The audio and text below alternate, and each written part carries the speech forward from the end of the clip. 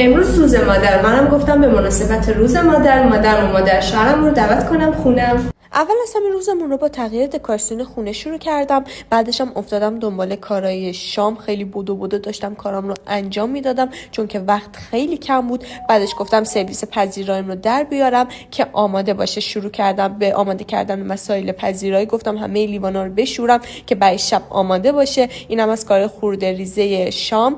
بعدش هم رفتم بیرون واسه خرید هدیه هاشون.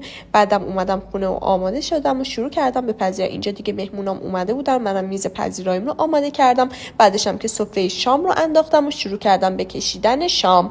اینجا گفتم که بهتون غذا رو نشون بدم که منوی امشبمون قرمه سبزی، ماهی شکمپر، سوپ، سالاد الویه بود. واسه بار اول احساس میکنم بد نبود. این اولین مهمونی من بود بعد عروسی. خدا رو شکر که همه چی عالی شده بود. اینجا گفتم سهم همسایه رو ببرم. اینجا هم که